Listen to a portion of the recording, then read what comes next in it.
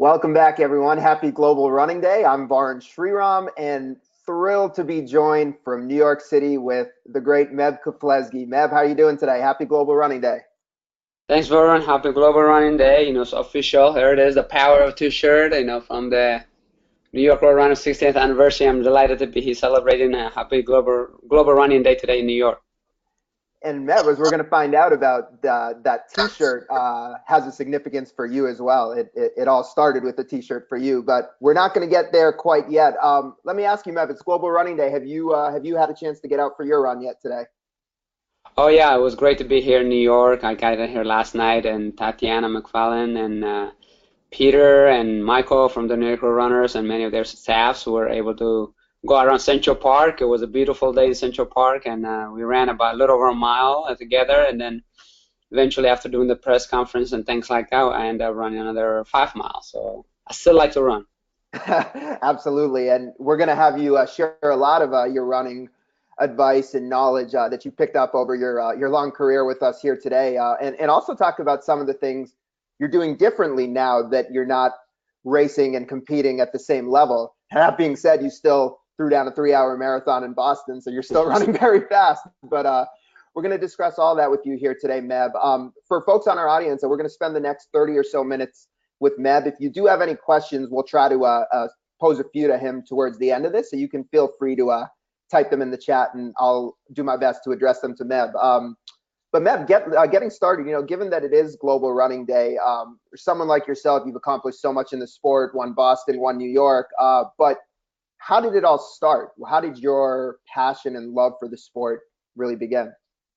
Well, I was born in Eritrea and in the middle of a war against Ethiopia for independence, and my parents wanted to do something different. They were really, the circumstance they were in was difficult and challenging, and they wanted to have a better future for their kids. So my dad has to walk 225 miles to Sudan and eventually get to Italy. I didn't see my dad for 5 years, but then eventually on October 21st, 1987, we came to the beautiful USA, and I remember like it was yesterday, and it was just it happened to be San Diego, but I was never a runner, believe me.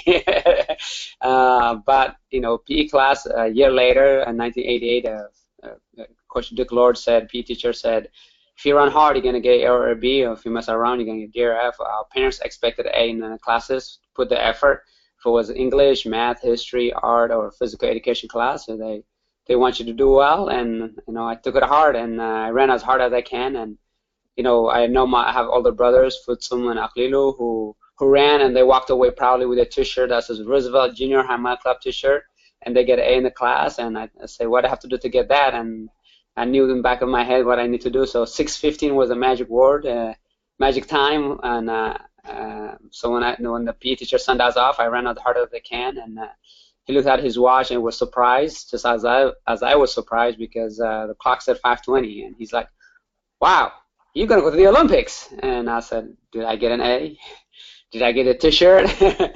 I didn't know what the Olympics were because I grew up without electricity and running water in the villages, so I had no idea what the Olympics were to me. So I was concerned more about the T-shirt, and now on a Global Running Day in New York, they made a special shirt for me, so that was with my name on it that I just showed you. So it was the power of T-shirt is everything. That's absolutely right. And that name Meb, for a lot of people, Meb, it's become synonymous with perseverance and a lot of the characteristics you've embodied as a runner. We like to at UCAN use the term magnificent to embody a lot of what you stood for. I want to ask you, when in your running career did you realize that not only by being successful at running could you give yourself a lot of opportunity, but you could actually really inspire so many people? I mean, when did that really become clear to you that being a good runner was about so much more than just what it could do for you and your family? I mean, for me, I'm a people's person from the get-go. Maybe it's because I come from a large family and get along with my brothers and sisters. So when we were at San Diego High cross country team, I mean, we were giving high fives, encouraging each other, warm up together, cool down together. And I remember when I went to UCLA, 1994, through the airport or something, and somebody recognize you or say, hey, you're on the cross country team, and you give a high five, and they had a kid there, you give them high five, and Coach Larson said, you have thankful with people, and I wasn't a national USA champion yet, or probably not even an NCAA champion yet, but I love to connecting with people, and that's how it started. And I didn't know the significance of impact that I had probably not until winning silver medal, and then I had a setback with the 2008 Olympic trials. So I don't take things for granted, and I know people they work very extremely hard for sport of running, because I worked extremely hard for my academics. So that probably is what the bonding is. Some things come easy to you, which running does for me, but the other stuff it didn't, and others, they're smart and do have a very successful business, but the running doesn't come easy to them. So I try to be there to encourage them and support them. And it's so fitting that after I won Boston, it's more people realize what I was doing, high fives or meeting and greeting people. But I've been doing that for a long time. But when you win the Boston Marathon big time, and I think that's probably what people kind of acknowledge what you have done. Now, you've often said, when you were in your competitive career, that your love of the sport, even if like you actually had the time where you didn't have a shoe sponsor and were still running. So you said often that, you would always run whether or not you were getting paid for it. And, I guess since last year you ran New York City and then announced your retirement, but you kind of proved that by coming out and running Boston in some crazy conditions, this year, even though you didn't have to. How as much is that love of the sport and love of running? I mean, I love running, and I used to tell people I couldn't say it publicly before, but I'm still running if you didn't pay me anything, But at the same time, that came when Nike let me go during my contract in 2011. I went 8 months without the shoe sponsor, and that would have been the time to say, what, I'm not getting paid for, but I kind of think, how did I come back from this? This biggest shut door that I ever faced in my face, probably, besides new language and various things like that. But in terms of an athlete, you think you have a made after winning a silver medal, after winning New York, and you think you should be an ambassador for the company that you've been representing for 12 years. But it didn't happen, and regardless of that, I said, what, I still love running. That 520 mile that I just briefly talked about, that kept me going, and my God-given talent. I didn't feel it was maxed out yet. I still believe I could improve in the half marathon. I still improve in the marathon.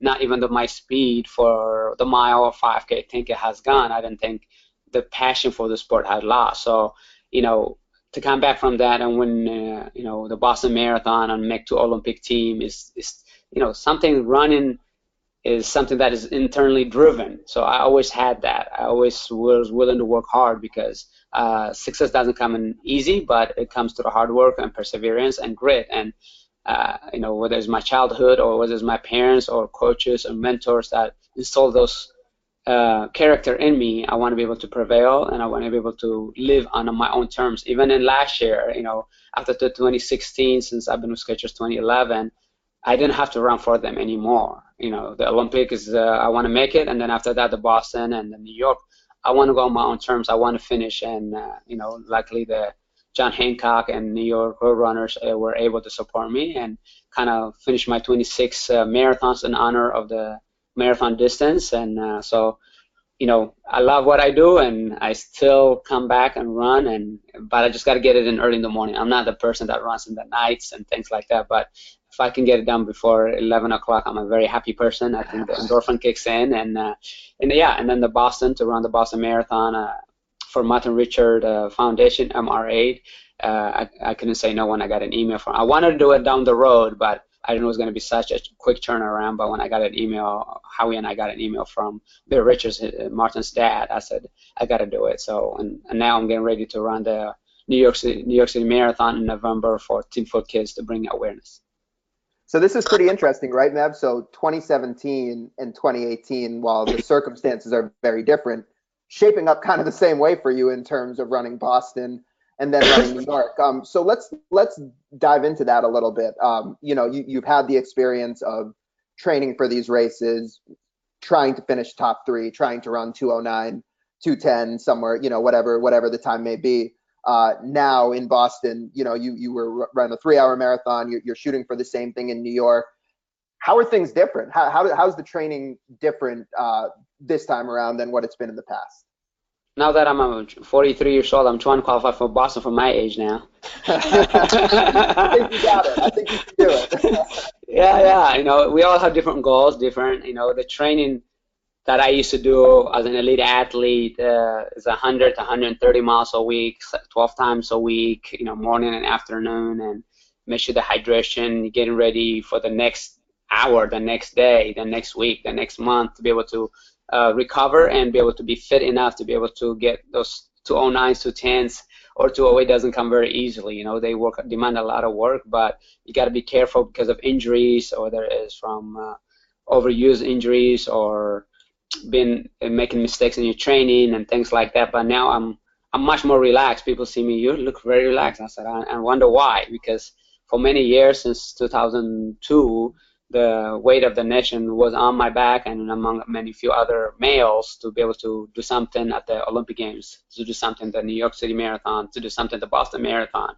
But fortunately for me, I've been able to prevail those, even though I have ups and downs in the journey. And my goals have been met, and now I'm in position to just do for fun, where I only run now maybe 45, 50 miles a week. If I feel like going 8 mile run, I just run 8 miles. I don't have to do the tempo, the interval, the long run. And for Boston, I relied on my previous training because I only went about 17 miles because the week that 3 weeks I usually do my long run, and I wanted to hit 20, 22 maybe, but I was on family vacation with my wife and kids in Hawaii, and now that I'm retired, I can't wake them up early and say, hey, wait for me a couple more hours before you start doing the activity. So I decided, just wing it, run 10 miles, and then I did 117, and I said, oh, yeah, I still got nervous. I know it's 3 hours, and the weather didn't help, but I'm like, I was running with a friend of mine, Patrick Burley, and say, hey, you know what?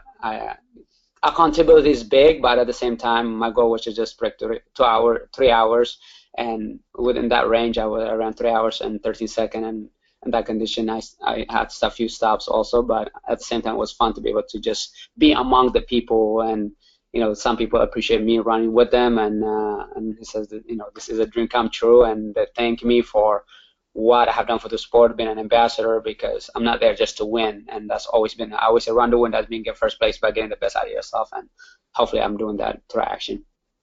The one story you just told about training for Boston, being on the vacation with your family, I think that type of thing is so practical for what people face when they're training for these races, right? It's you're trying to fit in the training around what else is going on in your life, and you don't always have the luxury of saying this is the most important thing for my family. But you've often spoke, Meb, about the importance kind of just putting your shoes on and getting out the door and going. So how important was even that when you were saying, hey, I would have liked to run 22, or I would have liked to run a certain distance today. I don't have the time, but I'm still going to go out and get 10 miles in. Can you just speak to that mentality of like still fitting in whatever you have time for and not kind of getting beaten down because you can't do exactly what you want? I mean, the best part about running is the flexibility, and the hardest part is putting your shoes on, getting the door. Whether you get in 4 miles or 6 mile or 10 mile, get it done. So the sooner you get it done, the more relaxed you're gonna be throughout the day instead of saying, so when should I run? Because if it means 1 hour less sleep, do it, because you're gonna give you the peace of mind. You're gonna have even more energy from that running that then you wouldn't gonna get for that 1 hour sleep in. So it's a great way to start your day. I know not everybody can do it that way, but whether it's lunchtime, whether it's after work, get it in. And to be in Hawaii and be able to just get 6 mile in or 8 mile in, and when you're going, especially when you're going from the hotels, just save you the instead of driving somewhere and coming back again, you just gotta do what you are in the situation where you are in. That saves you time, so that way you enjoy more time with the family, and at the end of the day you can even have a few desserts and not feel guilty about it. Now, Meb, you were pretty kind of very well known for how meticulous you were with all aspects of your preparation, around the clock. I mean, it still sticks in my mind so much when I met you in Mammoth a little bit before the New York City Marathon last year, and every second while we were preparing to do our talk, you were stretching, you were rolling yourself out, you were doing something, you weren't wasting a minute. I know things have changed certainly from that standpoint, but how much still do you take some of those core things seriously in terms of that preparation pre and post run to not get injured? Like, are there things that you still carry over that you still today say, I might not do everything that I used to be doing, but I still need to do this? You know, my running took priority for a long time, but now it doesn't. You know, unfortunately, I wish I could do it all because I believe in those things. What I talked about, models, those drills are going to help you be a better runner, and I do implement some of that. But the stretching is a must for me. Must stretch in the morning and must stretch after a run. Those are still I still do it diligently, like I used to. They only take 7 minutes before and 7 minutes after, but I get it in. And the drills I done it here and there, but I wish I could do more of those sometimes, but because nowadays I'm also as busy, you know, with travels and things like that, so the routine is not the same. Whereas when you're a professional athlete, okay, you go run, do the drill, stretch, and then go about your day nutritionally. And whereas now it's like, okay, you know what? I can have a cookie. I'm okay with it. You don't have to be a banana, even though sometimes you need to remind yourself about hydration, make sure you're eating right because now it's more crucial than because I'm not running as many miles, you know. But it allows you to splurge a little bit just because, you know, you're not that meticulous about my weight. I'm meticulous about the training and be able to just say, hey, I want to have fun as well. It's not that I wasn't having fun, but that was work for me. That was being focused and you have to do this, you have to do this in order to achieve this. But now it's like, okay, you know, I can chill out for a little bit and take a day off if I don't feel like running or if I feel like I'm kind of come down with something. I'd rather take a day off. Or as a professional, you feel guilty, even though you know you should take a day off, but you're like, oh, I'm only 4 weeks away. Let me just get that workout in, and you know, you might get sick again. You know, whereas now it's like, okay, it's gonna happen, and I don't feel guilty playing soccer with the backyard with my daughters, and so those things are that I don't take for granted anymore. And whereas before it's like, oh, I just ran 20 miles, I can't really do that because that can be an ankle spray or Achilles tendonitis and things like that. So, you know, you have to now is got to be careful a little bit, but not as intense as meticulous as I was before. Yeah, it sounds like there's a lot less stress, you know, just around certain daily activities, not worrying about that. I wanted to ask you a little bit about motivation, Meb. You talked about Boston. Certainly, you know, hearing from Martin Richard, his father, Bill Richard, that certainly gives you all the motivation you need, considering what they've been through and your connection with the family. But when you're actually in the training, what motivates you? Like when you were training for Boston and you were like, hey, this is something I've done so many times, now it's different. And similarly, what you're going to go through for New York, how do you keep yourself motivated when you've done it so many times before and when the goals have been so high before? You know, I get more anxious when I was running as a competitor, but now I don't know if you call it nervous, but I do get, you know, hey, make sure I get my mileage in, make sure I can pace people to certain time, and I have to test myself.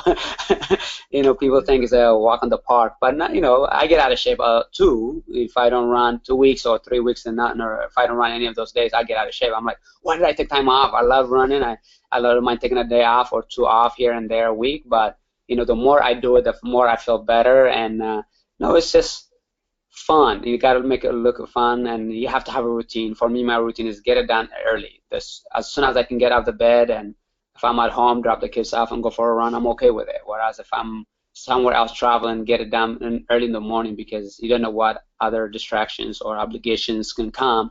And you know, it's like 4:30 p.m. or 5 p.m. I don't feel like going running. So you have to find a routine that works for you. If you're a night person, that works for you, but that's not for me. You know, I like my energy early. I like my run early, and but the motivation factor is just, you know, go out there, get the best out of yourself each day and every day, and you know, you never know who you're gonna touch. You know, for me, you know, I run, and people say, "Hey, Meb, great job," or they see you, they get motivated. They see you, they get inspired, and you know, some of them make a U-turn and to tell you those, and some of them just give you a wave, or some of them say thank you. And now I'm doing a lot more at the finish line and things like that, and people love that. And for me, you know, I like I did the Rock and Roll this weekend. I finished and hang out there for a little bit and giving high fives and making experience to remember for the people, because I know they worked hard to get to that finish line, and whether it's half marathon or full marathon or 10K. So we each have each other respect and understanding the value of each other's drive and motivation, what causes us to do the things we do, and I'm honored to be part of that journey. Now, speaking of the rock and roll, this weekend, you had the opportunity to run it with your daughter, and I think you told me before she only stopped once. That's pretty awesome, running a 5K. How have you tried to sort of cultivate that in your kids? I'm sure being Meb's daughter, a lot of people might think, oh, they're going to be natural runners, but how have you struck that balance between encouraging them, running with them, but also making sure that they're having fun doing it?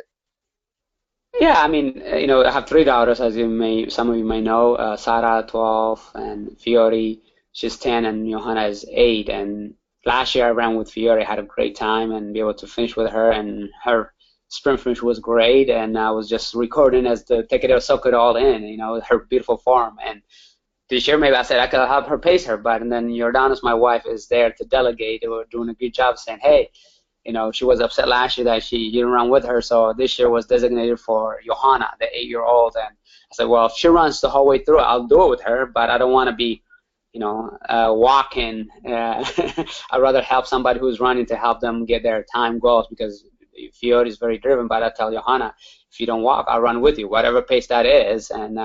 And she says, can I stop at the water station? I said, you could probably stop one stop, water, and that's fine. And she did after 2 miles, I believe. And it was great to sit around with her. She ran, I believe, 28:12 for 8-year-old. And, she was chit-chatting the most of the way until probably the last mile, or not last 3/4 of a mile, last 800. She's like, my legs are hurting. My legs are hurting and challenging and whatever. I said, well, you're almost there. You can see you hear the crowd, and keep pushing. But she's only stopped once, so I'm very proud of her. And Fiore ran really well, and Sarah is she wanted to walk it, and she walked it with her cousin, so it was great. You've talked a little bit that sounds like it would be very fulfilling for you too, and really rewarding to be able to experience that with her. You were talking about getting a chance to more meet the crowds and now be more amongst the people at these various races. Yeah, I just wanted to ask you a little bit more about that. I think since Boston, certainly since we've had the opportunity to travel with you to different events, we've seen the outpouring of support that you've gotten, around these different races. But what's it like to experience it, like you did in Boston, actually being on the course in the midst? You're used to being on the course way ahead with a few of your competitors, and anything you say is more about strategy. How is this different, and what you'll experience in New York? How's that going to be different as well? It's Boston. Luckily, I was Corral 2 first wave, I believe, so the road was a little clearer to begin with. But then you get to the masses, and a lot of more water cups are on the floor. Whereas before it was a tangent. You're looking for the tangent. Now you don't look for the tangent. You look for open area to go around people, or trying to squeeze in between. It's more like being a linebacker in a football. You got to squeeze this wave left and right, but it's fun. It's really a lot of fun, and people, I give high fives, or I give them a knuckle and just tap them on the shoulder, and I know, elite athlete can't have music, but now it's all those runners have music in their head, and it's like you can say, "Come in your left," when they know you're not gonna hear you, so you just gotta learn with it. So it's fun though. But then as soon as they pass you, they want to take a selfie and trying to take the phone off their arms and things like that. It's like I can't wait for that. I'm going. Sometimes I stop, sometimes I don't, but it's a lot of fun. It's just more interaction, obviously, and versus strategy. How efficient, how fast am I going to get there? But the beauty of so far for me has been that I can still run fast, and if I need to make up time, I just let the people know I'm going to jog with them, run with them for a little bit, but then it's like, hey, I got to meet that 1:30 or the 3-hour barrier, so I got to pick up the pace, and they're okay with it. Meb, late fun appointments, I gotta sweat it out a little bit. That's right. That's right. You gotta be careful with that. You'll get held up all day if you. We've seen it happen, so we know that. Meb, one thing is like you were talking about your book Meb for Mortals earlier, and you've experienced so much in the sport, and I think you're viewed as such a resource of knowledge for the sport that, whether or not there are things that you're still doing all the time today, there's still a lot that runners feel like they can learn from you and look to learn from you.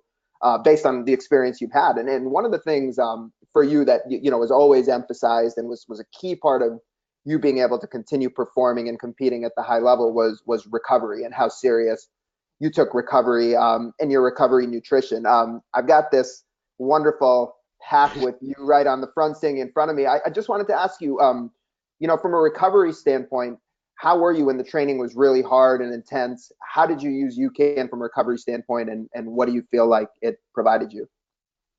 For me, running is a gift, and accountability, I'm very consistent, but the recovery, I couldn't have it done without you guys' generation, you can. And, since the end of 2009 has been something that goes into my system to be able to help me recover and make me lean. And, it's something that you can have an energy consistently for 3 hours, 2.5, 3 hours, possibly, even now, sometimes, if I have it at the park, I'm not in a rush to go home. I don't, before, when I was a competitive, I'll have it before I start stretching, and then in the meantime, take my time to stretch, do the ice bath, or to do the drills, or go to even therapy and things like that.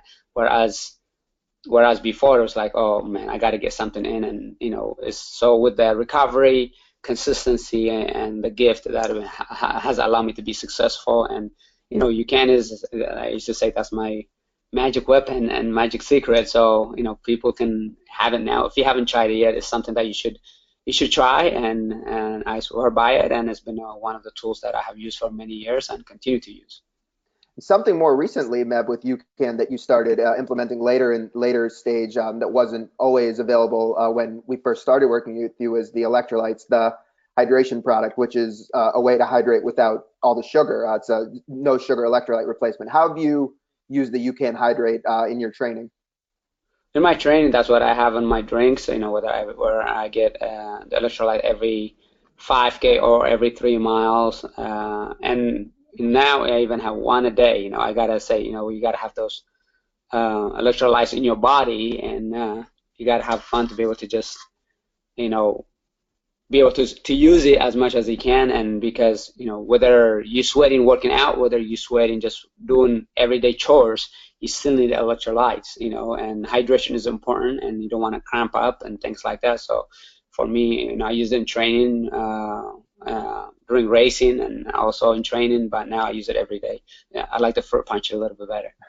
Yeah, to speak to Meb's point, if you're going to use it every day, hydrating with something without sugar, if you're using it outside of the training, is the way to go. Certainly if you're training at an elite level, the body can absorb sugar better, but if you're using it for everyday hydration, or you're a beginner, then staying away from all that sugar will benefit you in a big way. Meb, to close it out, I just want to ask you, on Global Running Day, if you can reflect. I know there's been many great moments in your career, but are you able now, with the benefit of reflecting on your career, are you able to say what your favorite moment of your career, what the ultimate moment of your career was? It's a tough question, and I unfortunately have had a lot of highlights in my career, whether the high school level or NCAA level or USATF championship level, and making an Olympic team the first time, just wearing that USA jersey. But I'm so honored and humbled that I have had many experiences over the 27 years of my running career, but nothing can top off the Boston Marathon victory. And because it was greater than myself, was greater than just running. It was something 36,000 people wanted to do something really positive, and the year after the bombing. So to be able to pull the victory, the most prestigious marathon in the world, the oldest one, and to be able, at one point I was skeptical of my career done, is my career done? And I thought going to that race, this is one shot, one opportunity, as Eminem says, my last one. I didn't think I'll be back in Boston. I'm going to give it all I had as a Boston Strong. I'm going to give it Meb Strong and see what happens. If I win it, great. If I top 3, I'm fine. But to be able to be the first American to win it, and 2 weeks shy of my 39th birthday, the oldest since 1931. I mean, that 520 plateaued right there. I was on this earth, my God-given talent was running, and to win that race on that day, it wasn't me. It was way higher than I am, and God blessed me with that opportunity to have something positive in front of those 36,000 participants who wanted to do something greater on the street of Boston after the catastrophic moment of the bombing. So that has to be. But I've been also very fortunate to win an Olympic medal and win New York City Marathon, which was my dream for many years. And so, but nothing could top. I've been to the Olympics 4 times, but that Boston victory in 2014 stands up at the top. Still, when we talk about it, when we were with you at events and you mention it, the ovation that it gets from the crowd, and the way people really want to hear that you tell the story, I think it's clear that it had a huge impact on the running community as a whole. But Meb, I really want to thank you. It's great to have you join us here today, and it's great, that I know you're traveling all over the place, and a lot of folks are now getting the opportunity to meet you. I think for a lot of runners, it's great that you're still so closely connected to the sport, and a lot of people get a chance to maybe get to know you better now that you have more opportunity to be at these events and be in these races. So just thanks for sharing your perspective, and thanks for joining us on Global Running Day. Thanks for Arun and UCAN for this opportunity to share my story on the Global Running Day. And I'm just thankful for Jordanos, my wife, who also does a great thing. You guys see me and do things, but she's the one that is caring for our 3 loved ones. And without her, I wouldn't be able to do those things. And, sometimes, I'm not there every minute of it, but being a runner, you can see the impact that you're having on people, and some less fortunate ones, and some that just want to get the best out of themselves. And I'm just honored to be able to travel around and be able to share my story and uplifting people to help them be the people they want to be and get to that finish line as strong as I can. And it's fun for me. I never thought running would be something that I would make a living off, and now meeting people and greeting people and making sponsors happy is an honor and definitely a privilege. Well, it's great to hear your thoughts, Meb. Great to talk to you today, and hope to talk to you again soon. Take care. All right. Thanks, buddy. All right. Thanks, everyone.